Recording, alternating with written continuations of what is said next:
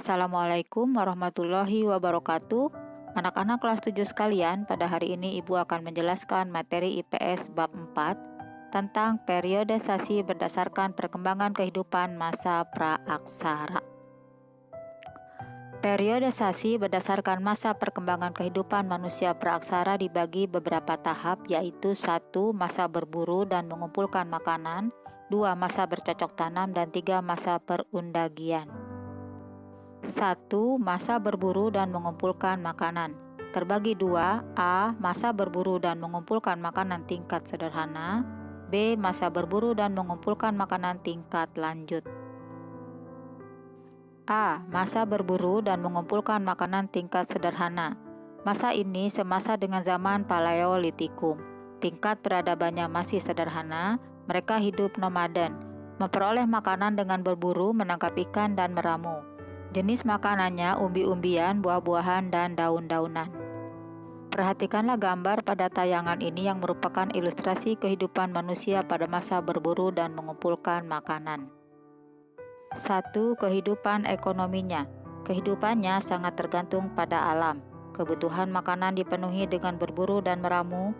Tempat tinggal belum menetap atau nomaden jika sumber makanan menipis. 2. Kehidupan sosialnya.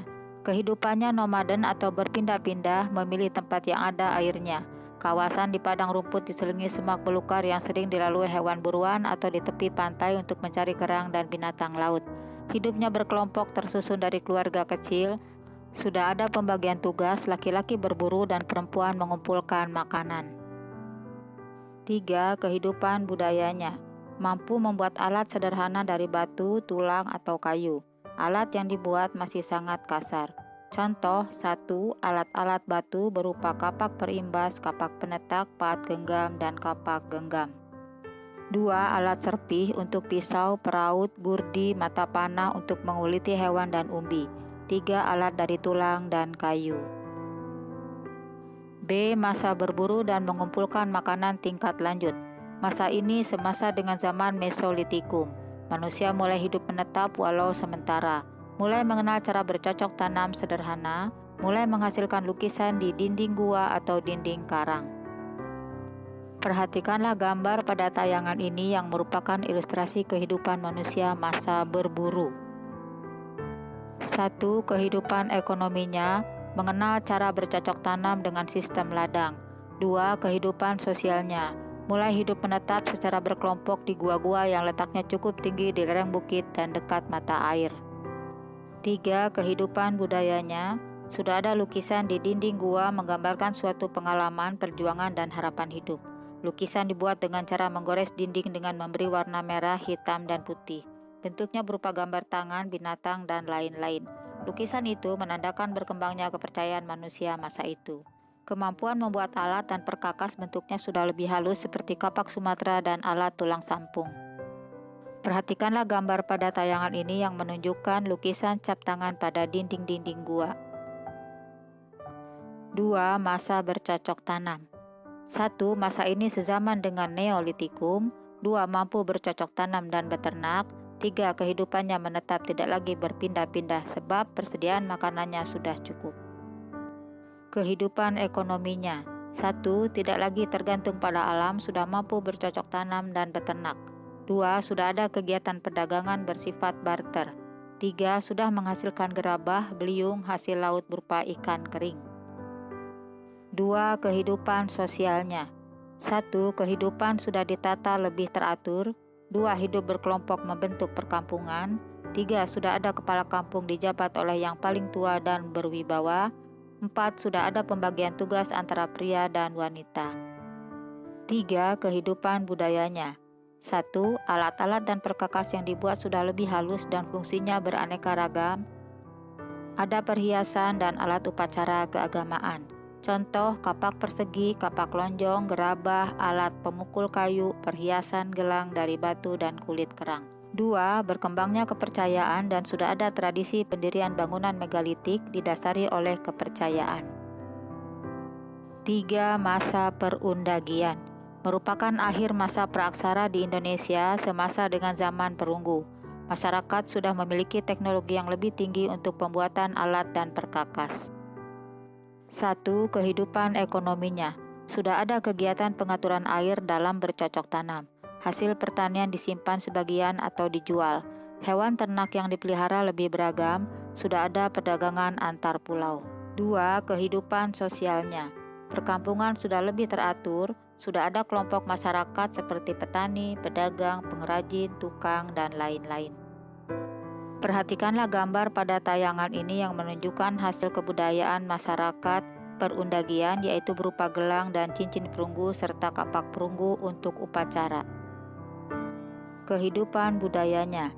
Manusia sudah lebih mahir membuat berbagai peralatan atau perkakas. Alat-alat yang dihasilkan terbuat dari logam digunakan untuk bertani, bertukang, peralatan rumah tangga, perhiasan, dan sebagai alat perlengkapan upacara dan pemujaan. Kemudian sistem kepercayaannya lebih berkembang.